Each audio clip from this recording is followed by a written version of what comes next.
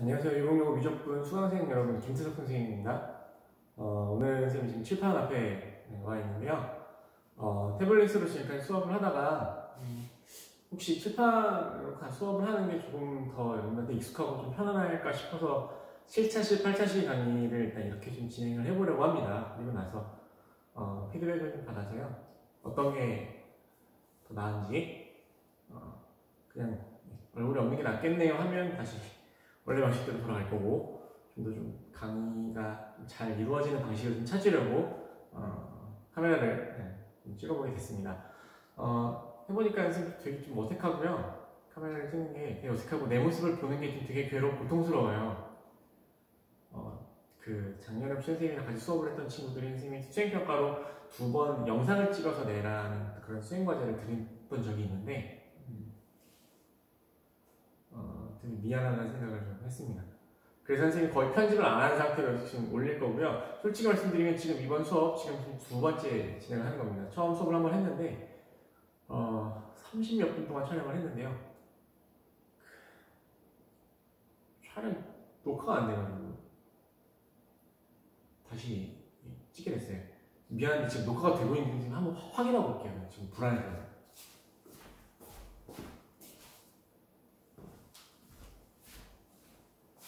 녹화되고 있네요. 자, 시작해봅시다. 오늘이 지금 녹화되는 기준 날짜로 4월 23일 목요일이거든요. 오늘 이제 이 수업을 들을 친구들도 있고 다음 주에 대해서 수업을 들을 친구들도 있는데, 내일이 학력평가일입니다. 실제로 시험을 보진 않고 여러분들은 그대로 그냥 수업을 들으면 되고요. 시험지는 오늘 아침에 학교로 도착을 했습니다. 그래서 원하는 친구들은 학교에서 받아갈 수도 있다고 하는데 굳이 그렇게까지 할 필요는 없을 것 같고, 내일 저녁이면 다 그 시험지랑 해설 파일까지 평가원이나 교육청 그리고 본인 각종 입시 사이트에 탑재가 되니까 여러분들 출력해서 공부를 하셔도 될 것 같습니다. 선생님은 내일 3학년 가형의 미적분 부분 몇 문제나 될지는 좀 어찌 모르겠는데 해설을 준비하려고 합니다. 그래서 수업과는 무관하게 그냥 해설을 올려서 강의를 이제 공부할 친구들은 참고해서 들으시면 될 것 같은데요. 그 부분은 나중에 이제 우리가 등교 계약을 했을 때 중간고사나 기말고사에 분명 좀 필요한 중요한 부분이 될 것 같아요. 그러니까 어떤 형태로든 꼭 학력평가 문제를 풀어보시고 공부를 하셨으면 좋겠습니다. 그 영상 해설 강의는 시험 종료되는 시간 맞춰가지고 따로 그 이후에 올리도록 하겠습니다. 자, 그럼 우리는 교과서로 들어가세요. 5번째 단원, 수열의 극한의 마지막 단원입니다. 등비급수라고 되어 있는 부분으로 한번 가보시죠. 교과서는 35페이지가 되겠습니다. 칠판이 지금 되게 흐리죠. 얘가 오래돼가지고 좀 흐리게 나타났는데 좀 키워가지고 좀 볼 거고요. 요한을 많이 쓰진 않을 겁니다. 칠판에 판서를 할 거니까 참고하셔서 공부를 해보시면 될 것 같아요. 자, 우리가 지난 시간에 뭘 공부했었나를 잠깐만 한번 짚어봅시다. 4단원의 제목은 뭐였냐면 급수의 수렴과 발산이었어요.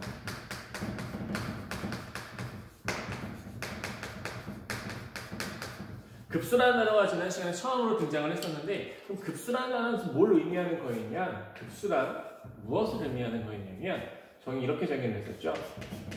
수열의 합을 구해요. 보통 수열의 합은 첫째 항부터 n항까지의 합을 일반적으로 의미를 하죠. 그래서 기호로는 우리가 흔히 SN이라는 걸 썼습니다. 작년에 수열을 공부하면서. 이때 이 수열의 합은 n번째 합까지만 더하는 건데, 급수는 n번째 항에서 끝나지 않고 그 n을 무한히 쭉 늘려놓은 거죠. 그러니까 수열을 더하는데 첫 번째부터 끝없이 계속해서 하나씩 계속해서 수열을 더해라. 그 값이 급수가 되는 거고, 수렴할 수도 있고 발산할 수도 있는 거다. 그래서 우리는 수열의 합의 극한으로 급수를 정의를 했습니다. 그래서 이걸 다른 용어로 좀 불렀었죠. SN을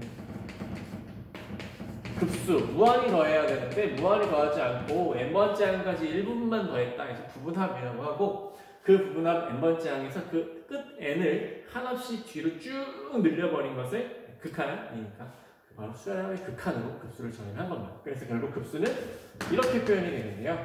리미트로 나타내줄 수 있을 것 같습니다. 그래서 SN이라고 하는 수열의 합에 대한 극한을 구하는 것, 그것을 우리는 급수로 정의를 했었죠. 그러니까 극한이니까 수렴할 수도 있고 당연히 발산할 수도 있다는 거죠. 자, 하나하나 더 짚어보면 지난 시간에 했었던 얘기 중에 제일 중요한 건 제 생각에는 32페이지에 있었던 그 네모칸의 두 개의 명제였던 것 같아요. 수열, 급수와 수열의 극한값 사이의 관계인데 두 가지의 명제를 우리 나타낼 수가 있었습니다. 첫 번째는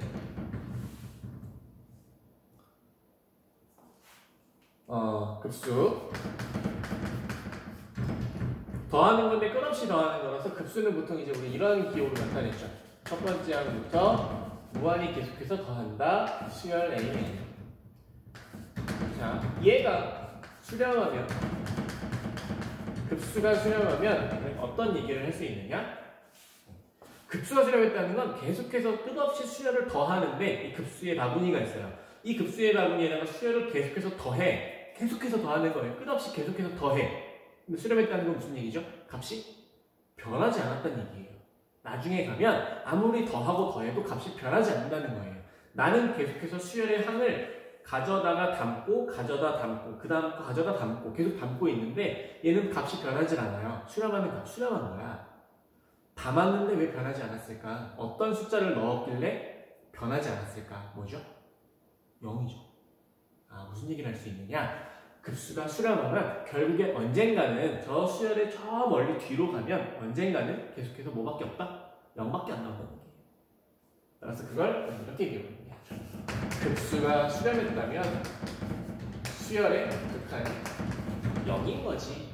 이렇게 명제를 제시를 했었습니다. 자, 그래서 1번 명제 배우를 나타내면 결론을 부정해 볼까요? 만약 수열의 극한이 0이 아니라면 가정을 부정해야죠. 급수가 발산하게 되거나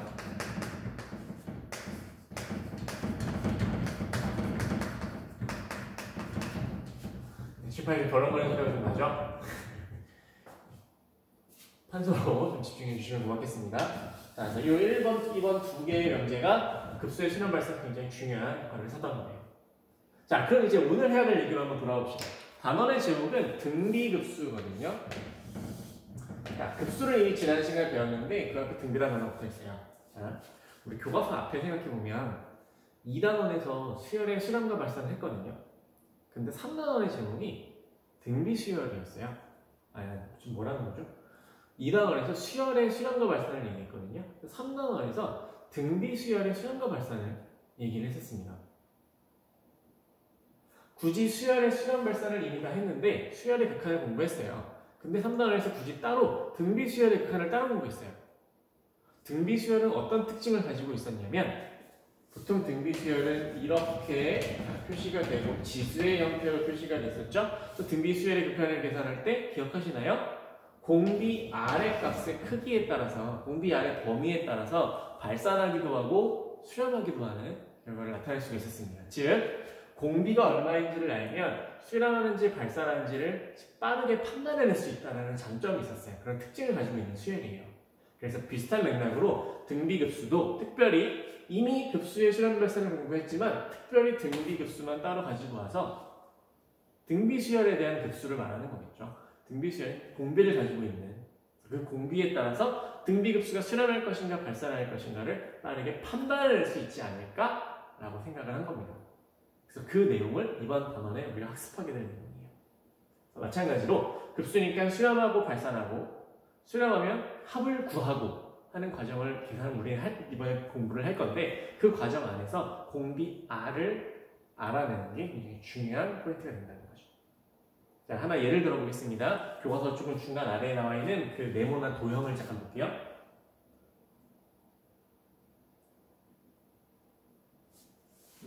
자, 그림을 보시면 한 변의 길이가 1인 정사각형만에 자, 반으로 나누어서 이 절반을 A1이라고 하겠대요. 넓이는 2분의 1이겠죠. 그러면 나머지 절반, 오른쪽에서 다시 오른쪽에 절반을 나눈답니다. 그리고 A2라고 하네요. 넓이는 4분의 1인 거잖아요. 계속해서 또 A3는 반을 나눴으니까 8분의 1. 이러한 방식으로 계속해서 절반씩 나누어 가는 거예요. 자, 이랬을 때 이 각각 생긴 절반씩 나누어서 생긴 도형의 넓이를 AN이라는 수열로 만들어 놓은 거야. 그러니까 첫째 항, 둘째 항, 셋째 항, 넷째 항 쭉 가는 거죠. 자, 그럼 이때 1번, 2번 일단 문제를 한번 계산해 볼까요? 여러분들은 책을 같이 참고하시면 될 것 같아요. 1번 A1부터 AN까지를 계산을 하래요. 수열의 합을 계산하는 거죠. 자, 수열의 합을 흔히 SN이라고 표현을 하고요. 이건 등비 수열의 합이잖아. 절반씩 줄어드니까 공비가 2분의 1이라는 건 사실 바로 판단할 수 있잖아요. 공비가 2분의 1의 등비 수열이죠. 첫째 항은 2분의 1이. 따라서 N항까지의 합을 구한다면 등비 수열의 합 아시죠? 1-2분의 1. 첫째 항이 2분의 1입니다. 이렇게 만들어지네요. 따라서 SN은 약분해주고 나니까 결국 1-2분의 1의 n제곱이다 라는 이러한 무게식을 얻게 되더라는 거죠. 자, 그럼 이제 이 단원에서 등비급수에서 우리가 하고자 하는 건 두 번째 질문에 대한 답인 거죠. 직사각형의 넓이 합으로 이루어진 수열 SN. 지금 우리가 방금 구한 SN이라는 얘를 하나의 그냥 수열처럼 생각을 하겠다는 거야. 정한 거예요. 그러니까 등비 수열 AN이 아니라 수열의 합으로 구했잖아. SN을. 이 SN도 그냥 하나의 수열처럼 생각을 하겠다는 거지. 그리고 뭘 구하니까 그 수열의 극한값을 계산을 하래요. 밑에 하나 다시 한번 써볼까요? 급수에서 n항까지 합을 우리는 부분합이라고 불렀어요. 같은 의미야. n항까지 합, 부분합 같은 의미로 보는 거죠. 이 부분합에 대한 극한의 계산을 하라는 거예요. 바로 뭘 구하는 거지? 이게 바로 급수죠. 급수인데 애초에 어떤 수열? 등비수열이었어요. 그러니까 얘는 등비급수라고 할 수 있는 거지. 자, 급수를 계산할 때 하필이면 그 수열이 등비수열이더라. 우리는 그것을 등비급수라고 불러줄 겁니다. 자, 수의 부분합에 대한 극한의 계산을 하시랍니다. 그럼 옆에다 그대로 식을 써주면 되겠죠. 뭐야? 이건 극한을 계산을 하니까 리미트 1-2분의 1에 n제곱 얘 말하는 거예요. 뭐죠? 구한 겁니다. 아, 등비급수는 이렇게 계산되는구나. 결국 등비급수를 계산한다는 건 n항까지의 부분합에 대한 극한을 계산하는 것과 같다. 이렇게 정리할 수 있는 거죠. 자, 이제 뒤에 가서 이 식을 좀 더 명료하게 식을 정리해서 공식화하는 작업을 해줄 겁니다. 그렇죠? 잠깐 위로 잠깐 올라갈까요? 얘기를 하기 전에 그 그림 있는 부분을 잠깐만 봅시다.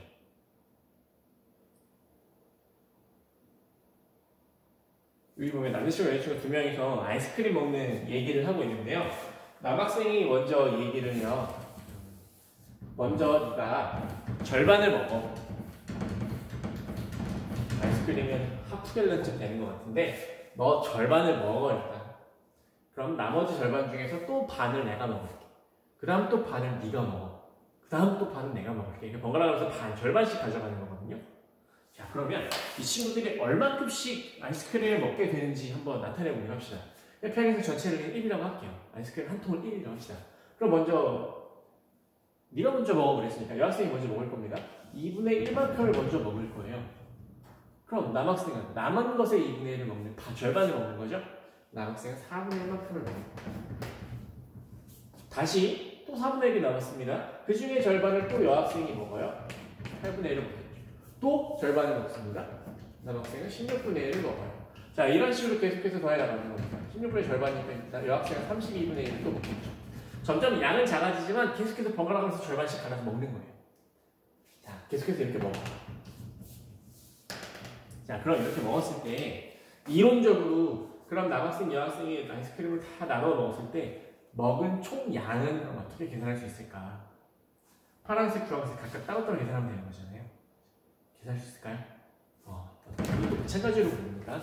여학생이 먹을 수 있는 아이스크림의 총량 역시 뭐예요? 첫째 항이 2분의 1이면서 공비가 지금 4분의 1이 된 거죠. 첫째 항이 2분의 1, 공비가 4분의 1의 등비급수가 됩니다. 얘는 등비급수가 됩니다. 남학생도 마찬가지. 남학생은 첫째 항이 4분의 1이면서 공비가 역시 4분의 1이에요. 그런 등비급수가 되는 거죠. 그래서 그 두 개의 등비급수를 각각 계산을 하면 여학생이 먹은 아이스크림의 양, 남학생이 먹은 아이스크림의 양을 각각 계산할 수 있다는 거예요. 자, 그럼 이제 뒤에 가서 우리가 이 식을 공식화한다면 쉽게 계산을 해낼 수가 있는 거겠죠. 직관적으로 생각해 봅시다. 누가 아이스크림을 많이 먹는 겁니까? 여학생이 많이 먹을 것 같은 생각이 드나요? 그렇죠? 이런 남자를 만나야 돼요. 미안해요. 자, 넘어가. 멋있는 질문이에요. 자, 36페이지로 넘어갑시다. 이제 정리를 해보기로 하죠. 자, 맨 첫 줄 나와 있습니다. 이제 등비급수의 수렴과 발산을 한번 정리해보자는 거예요. 그래서 언제는 수렴하고 언제는 발산하냐. 그럼 수렴하면 그럼 계산은 어떻게 간단히 할 수 있느냐. 그런 것들을 지금 물어본 거거든요. 자, 칠판에 그 책에 나와 있는 내용을 조금 더 좀 간단히 좀 정리를 해서 얘기를 하기로 합시다. 자, 편의상 가장 일반적인 등비 수열의 일반항 A, R의 N-7제곱 그 등비 수열에 대한 등비급수 얘가 언제 수렴하고 언제 발산하는가를 구현할 겁니다. 편의상 첫째 항은 0이 아니라고 할게요. 첫째 항이 0이면 재미가 없지 얘는 의미가 없죠. 자, 첫째 항이 아니에요. N하고 자, 확인합시다. 그럼 이때 급수를 계산하기 위해서 먼저 부분합 SN, N항까지 합을 먼저 계산을 했습니다. 이건 앞에서 해봤어요. 자, 공비가 1이 아니면 그냥 등비 수열의 합 그대로 이렇게 쓸 수 있습니다. 공비가 1이면은 걔는 뭐 특별히 NA가 되는 거겠죠. 계속해서 첫째 항만 나옵니다. 자, 이제 이 두 개를 가지고 급수를 계산하는 거예요. 급수를 계산했다는 건 뭐야? 이 부분합에 대한 극한을 계산했다는 의미가 있는 거죠. 극한을 계산했다는 거지. 자, 그랬더니 두 가지로 나누어서 생각을 해줄 수가 있더라. 자, 결론만 가지고 와서 써볼게요. 첫 번째 케이스는 절대값 R이 1보다 작을 때래요. 절대값이 1보다 작을 때라는 건 언제냐면 이 첫 번째 경우 여기에 해당하겠죠? 1이 아니니까 여기에 해당하는 겁니다. 자, 우리 앞에서 등비 수열의 극한에서 이미 했잖아요. 공비가 마이너스 1과 1 사이에 있어요. 그럼 어떠니? 이 사이면 R의 N모드 제곱이라는 이 수의 극한 최소의 0으로 쪼그라드는 상태가 되죠? 그거 알아요. 이 0으로 쪼그라들어. 그럼 있어 얘 봐봐. 극한을 계산할 건데 이게 0으로 쪼그라든다니까. 그럼 남는 건 뭐죠? 1-1분의 A만 달랑 남게 돼. 아, 이 경우 급수는 수렴하는구나. 어디로 수렴하느냐? 1-R분의 A로 그대로 수렴하게 되는구나. 책에는 그렇게 정리가 되어 있죠? 이 수열에 대한 극한을, 저 부분합에 대한 극한을 계산을 한 겁니다. 그럼 두 번째 케이스는 어떻게 만들어질까? 반대로 절대값 R이 1보다 크거나 같을 때를 생각해 봅시다. 얘는 두 가지를 생각해야 되는데요. R이 1일 수도 있어요. R이면 NA거든? 근데 NA는 어떻게 수렴하니 이거? N이 있잖아요. N이 한없이 커지잖아. 그럼 얘도 한없이 커지겠죠? 계속해서 영원히 A를 더하는 겁니까? 얘는 발산하는 거죠. 반대로, 자, 이 경우에 얘는 R의 N제곱은요, 얘는 물론 무한대로 발산할 수도 있고 1일 수도 있어요. 진동할 수도 있고. 하지만 어쨌든 뭔 아니야? 0은 아니야. 분명히 이건 맞지? 절대값 R이 1보다 크거나 같으면 R의 N제곱이 큰 0은 아니에요. 자, 그럼 왜 이렇게 썼을까? 이번 시간에는 여러분들 이 위에 나오는 이 두 줄을 잘 기억하셔야 됩니다. 두 번째 걸 보는 거죠. 자, 수열의 극한이 0이 아니에요. 그럼 뭐다? 급수는 발산.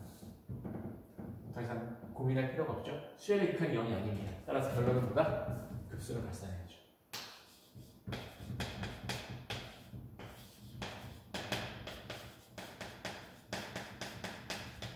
따라서 등비급수의 수렴 발산은 굉장히 심플하게 갈라지네요. 수렴하는 경우 발산하는 경우가 딱 0입니다. 절대값이 1보다 작은 경우 1-r이라는 매우 간단한 공식으로 정리하세요. 이거 피타고라스 정리보다도 간단해요. 이건 초중고 통틀어서 배우는 모든 공식 중에서 제일 간단한 건 아닙니까? 등비급수에 수렴할 때. 반대로 절대값 r이 1보다 커나 같을 때는 발산이에요. 수렴 발산을 간결하게 나눠놓을 수가 있었죠. 등비 수열의 극한을 수렴 발산 판정하는 것보다는 훨씬 더 간단하네요. 자, 그래서 36쪽 아래에 메모 상자 안에 공식처럼 그런 식의 정리가 되어 있는 겁니다. 이제 이걸 이용해서 등비급수에 대한 수렴하는 합을 구하고 수렴 발산을 판단하는 이런 문제들을 해결해 줄 겁니다. 자, 그럼 37페이지로 가서 연습을 한번 좀 해볼까요? 문제 1, 2번은 하나씩만 같이 좀 연습을 하고 넘어가도록 하겠습니다. 37쪽으로 가죠.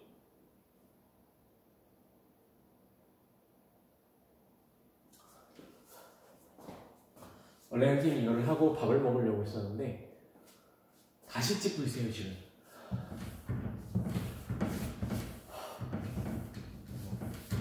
선생님이 잘못인데 누구를 탓하겠습니다. 하지만 배는 좀 고프네요. 힘이 졌나? 자, 37페이지에 문제가 제시되어 있는데 하나씩만 같이 봅시다. 1번은 등비급수가 수렴하는지 발산하는지를 조사하고 수렴을 하면 그 합을 계산을 하라는 겁니다. 합을 계산하는 건 1-r분의 a 공식을 사용하는 얘기죠. 한번 보자. 등비급수가 수렴하는지 발산하는지는 누구에 의해서 결정이 나더라? 공비에 의해서. 이 공비의 절대값이 1보다 작으면 수렴하고 1보다 커나 같으면 발산한다. 아주 심플하죠. -1과 1 사이에 있느냐 그렇지 않느냐에 따라서 수렴 발산의 판정이 되는 거예요. 이 경우에 있다면 걔는 수렴, 그 외에는 발산.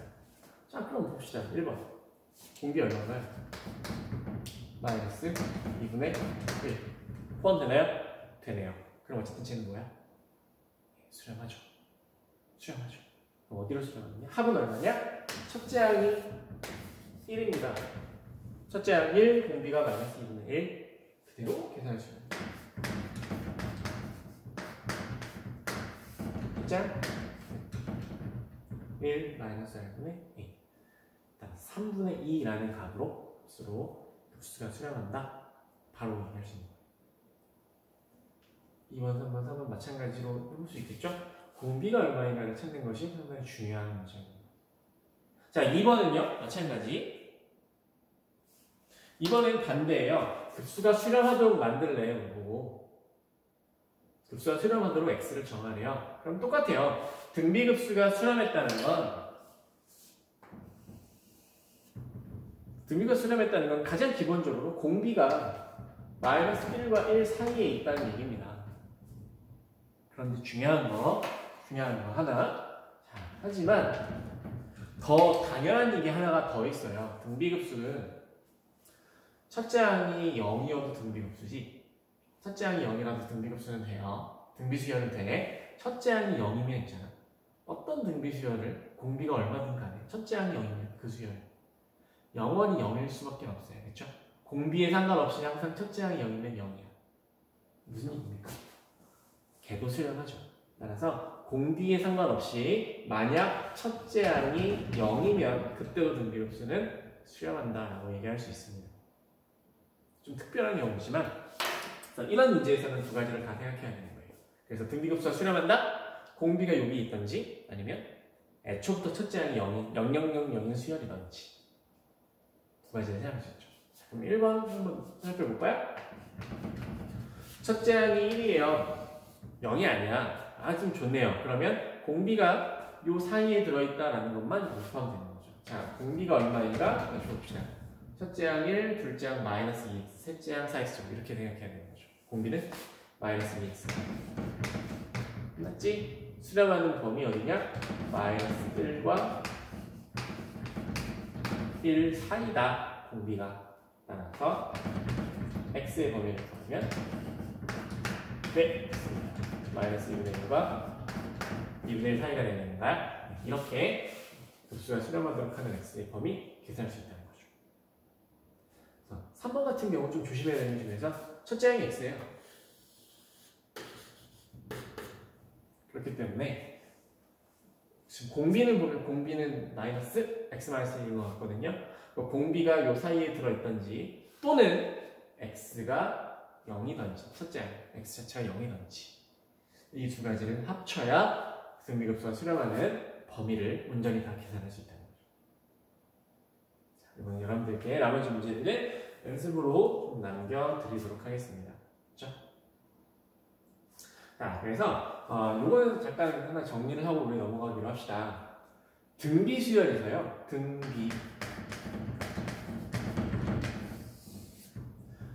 등비 수열의 극한이랑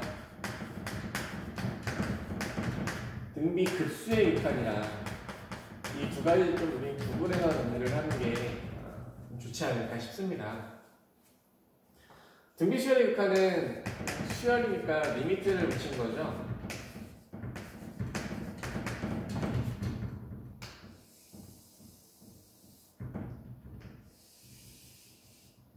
급수의 극한은 급수의 극한은 1부터 무한대까지 계속해서 더해 나가는다는 거지.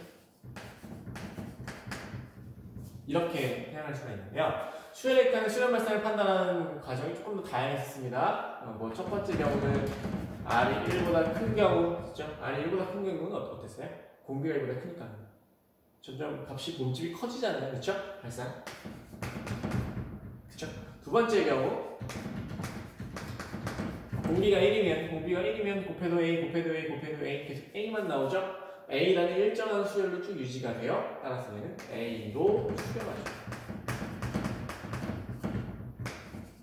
세 번째, 마이너스 1부터 1 사이에 있다면 이때 공비가 R이 사이에 있으면 R의 원칙은 0으로 쪼그라드네요. 점점 값이 죽어나는지 0으로 쪼그라들어 극한은 0. 내가 한 가지가 더 있었는데요. 자, 만약 R이 마이너스 1보다 작거나 같다면 이때 무슨 일이 벌어졌죠? 네, 값이 0으로 쪼그라들지도 않으면서 부호가 계속해서 바뀌어 진동 발산했습니다.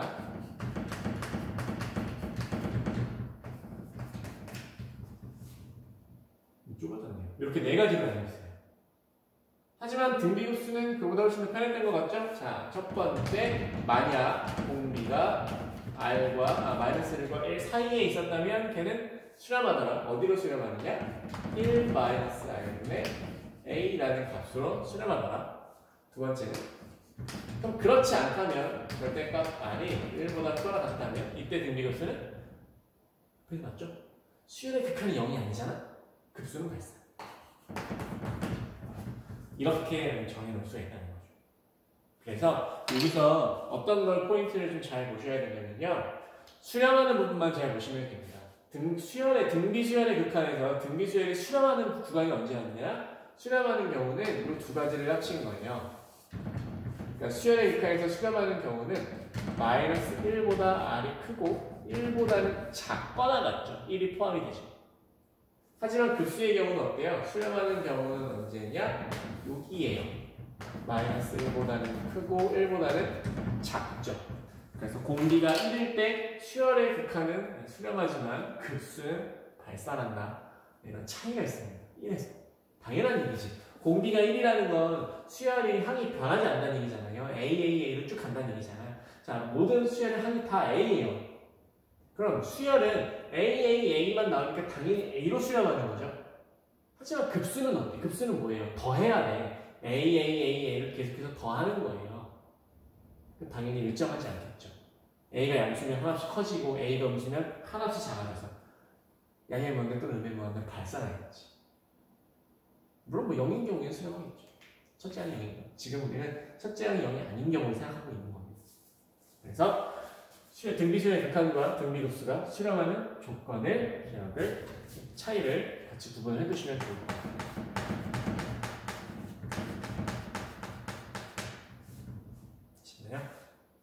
좋습니다. 자, 이제는 37쪽의 아래 예제 1번으로 내려가도록 하겠습니다. 약간 다른 형태의 문제인데 앞으로 많이 보게 될 문제입니다.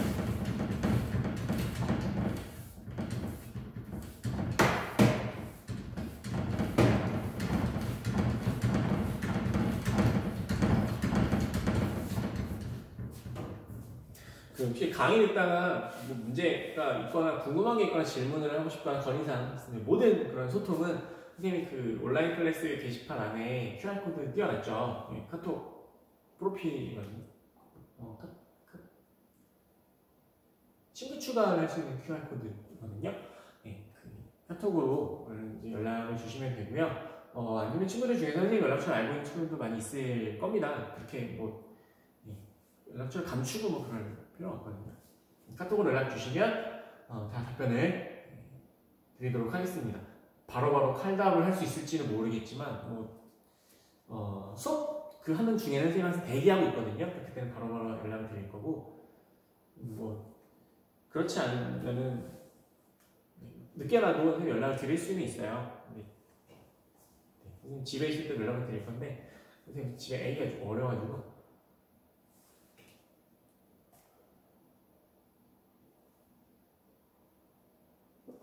애가 좀 어려가지고 얘가 안 자면 따로 핸드폰을 만질 수가 없거든요. 지금 핸드폰 쓰다가 걸리면 얘가 핸드폰 던져버리거든. 선생님 액정이 다 깨졌어. 그래서 이 친구가 잠이 들면 여러분들께 답을 할 수가 있습니다. 좀 늦겠죠? 네. 하지만 어쨌든 다 답을 드릴 테니까 다른 쌤 통해가지고 불편하게 힘들게 막 연락해도 될까? 이렇게 해도 될까? 싫어하지 않을까? 하지 마시고 선생님께 알려주십시오. 근데 지금 온라인 수업하는 게 익숙치가 않고 좀 흠이 좀 많아요. 지금 영상도 지금 두 번째 찍고 있잖아요. 지금 시간이 좀 저렇거든. 한 친구가 언제 영상이 올라오나요? 그래서 확인해봤더니 원래 예약 시간을 걸어놔서 딱 그 시간이 되면 강의 영상이 오픈이 돼요. 근데 지금 들어가봤더니 그게 깨진 거야. 그 선생님도 영상 올리는데 시간이 엄청나게 오래 걸려요. 여러분 강의 듣는데 힘들잖아. 올릴 때 나도 힘들어 지금. 시간 얼마 안 남았네요. 1시 10분에 X반인가? 우리 친구들 7차시 수업을 들어야 되는데 빨리 뛰어와가지고 영상 업로드 하겠습니다. 아무튼 그래요. 그러니까 연락이 했네. 연락하는 건 필요한 바로바로 연락을 주시면 답변을 최대한 드리도록 할 겁니다. 걱정하지 마시고 연락을 주십시오. 자, 37쪽 아래쪽에 내려가서 우리 예제 문제 하나 해결을 해보기로 합시다. 여기까지 하고 한 1시간 끊어가야 될 것 같아요. 자, 좋은 문제를 풀기 전에 혹시 지난 시간에 했었던 얘기를 기억하는지 좀 한번 확인하고 넘어갑시다. 급수는 있잖아.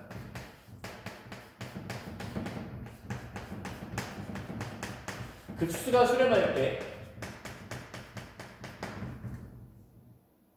언제나 다 합을 구할 수 있는 게 아니라 그랬어요. 급수가 수렴하지만 합을 구하지 못하는 경우가 굉장히 많아요. 그래서 급수가 수렴할 때 합을 구할 수 있는 경우가 딱 3가지가 있다고 했거든요.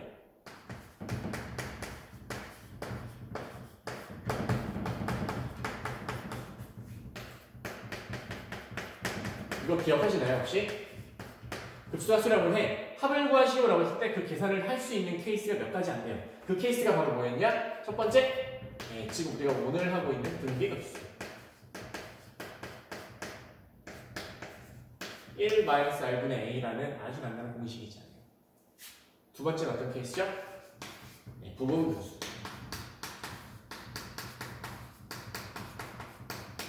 세 번째는 흔히 루트 마이너스 루트 꼴인데 사실 2번과 3번 이 두 가지는 합쳐서 둘 다 어떤 경우냐면 쭉 전개하고 나면 어때요? 플러스 마이너스 착착착착 소거되는 형태예요. 소거돼. 그러니까 지워지는 형태예요. 그래서 지워지고 나니까 간단히 딱 남아서 급수의 합을 구할 수 있는 경우야. 자, 급수가 수렴하는데 합을 계산할 수 있는 경우 딱 이렇게 3가지예요. 이 3가지 제외한 나머지 경우는 급수가 수렴한다 하더라도 합을 구할 수 없어요. 못 구해. 근데 분명 문제에서 이런 얘기가 나옵니다. 급수가 수렴한대요. 급수가 수렴했대. 근데 아무리 봐도 이거 등비급수도 아니고 부분수꼴 이런 꼴도 아니야. 그럼 도대체 나한테 왜 급수가 수렴했어? 라는 얘기를 했을까? 자, 잘 들으세요. 중요한 얘기예요. 급수가 수렴했다. 등비냐? 부분수냐? 루트 마이너스 루트냐? 맞으면 계산하는 문제예요. 계산해. 합을 구할 수 있으니까 계산해. 자, 그런데 급수가 수렴했어. 아니야. 그럼 뭐야? 계산할 수 없어요. 그럼 그거 왜 물어봤을까? 자, 칠판 맨 위로 떨어졌죠. 저 위로 올라가세요. 저 위로 올라가세요. 급수가 수렴했어요. 어디를 주목해야 하죠? 맨 밑줄 1번을 보시는 거예요. 자, 급수가 수렴했어요. 뭐라고? 급수가 수렴하면 수야의 극한이 0이라는 거예요. 그때는 얘를 물어보는 문제인 거예요. 자, 급수가 수렴했어. 세 가지다 계산해. 급수가 수렴했어. 아니야. 수열의 극한이 0인 거예요. 두 가지로 나뉘네요. 이건 잘 기억하세요. 이건 문제에서 이제 다시 꼭 짚고 넘어갈 겁니다. 뒤에서 강의할 때. 자, 예제 1번 다시 갑시다. 자, 급수의 합을 구하래요. 뭐라 그랬어? 급수인데 합을 구하랬지. 수렴했으니까 합을 구하랬겠죠? 자, 합을 구하라 그랬으니까 반드시 이 급수는 세 가지 중에 하나의 형태로 된다는 얘기예요. 반드시. 그런데 부분분은 아닌 것 같아. 루트 마이너스 루트 꼴도 아닌 것 같아요. 저거 등비수열 돼야 되거든요. 여기 안에는 얘가 등비수열 돼야 되거든. 근데 이 자체만으로는 절대 등비수열이 아니죠. 등비수열은 지수 하나의 형태로 만들어져야 됩니다. 자, 합을 계산할 수 있는 거니까 얘는 반드시 등비급수 형태가 돼야만 해요. 부분분수 아니고 루트 마이너스 루트 아닙니다. 얘를 어떻게든 얘는 등비수열 형태로 만들어낸다지. 이게 바로 뭐죠? 쪼개버립시다. 하나의 지수로 만들기 위해서. 자, 분자를 둘로 나누겠습니다. 두 개의 분수로 분리시켜요? 하고 나면 얘분의 얘니까 2분의 1의 n거듭 제곱 하나 만들어주고요. 뒤에는 4분의 3의 n거듭 제곱 이렇게 두 개로 분리시킬 수 있다는 거죠. 각각 얘도 등비수열, 얘도 등비수열. 그건 맞네요. 자, 그래서 지금 우리는 이 문제를 이렇게 풀고 싶은 거예요. 자, 얘를 바꾸면 되지. 시그마 2분의 1의 n거듭 제곱 더하기 또 시그마 4분의 3의 n거듭 제곱 이렇게 두 개의 급수로 나누면 되지. 나누면 등비급수 등비급수니까 계산되지. 좋아요. 계산은 좋아. 단 조심해야 될 게 있죠. 여기서 지금 쪼갰다? 덧셈인데 시그마 급수를 두 개의 급수로 분리시켰거든요. 자, 이렇게 쪼개서 분리를 시켰어요. 막 해도 돼? 안 되죠. 언제 해야 되죠? 언제? 어떤 조건이 필요했죠? 각각 좋습니다. 수렴하는 조건이 반드시 필요했습니다. 수렴하지 않으면 이렇게 나눌 수 없는 거예요. 근데 지금은 수렴하기 때문에 수렴하는 게 맞나요? 확인해 보겠습니다 자, 등비급수 맞죠? 등비수열인데 공비 얼마지? 지수의 및 지수 n의 및 공비 2분의 1 얘는 등비수열 맞죠? 공비 지수 n의 및 2분의 1, 4분의 3 둘 다 어떻죠? 마이너스 1과 1 사이에 들어가나요? 맞네요. 따라서 수렴하는 등비급수, 수렴하는 등비급수 맞습니다. 둘 다 수렴하니까 쪼개도 돼요. 이제 우리는 두 급수를 따로따로 계산하시면 됩니다. 등비급수 계산 여러분들 충분히 할 수 있는 거죠. 자, 37페이지 옆에 따라하기랑 아래쪽에 있는 문제 3번 똑같은 방식으로 문제를 해결할 수 있습니다. 합을 구하라고 했으면 수렴하는 문제일 거예요. 이 방식 참고해서 이제 해결해 보시면 되겠습니다. 일단 7차시 강의는 여기서 잠깐 끊어가고요. 오늘 Y반 친구들은 8차시까지 오늘 가는 것 같은데 다음 시간에 다시 이어서 진행하도록 하겠습니다. 고생 많으셨습니다.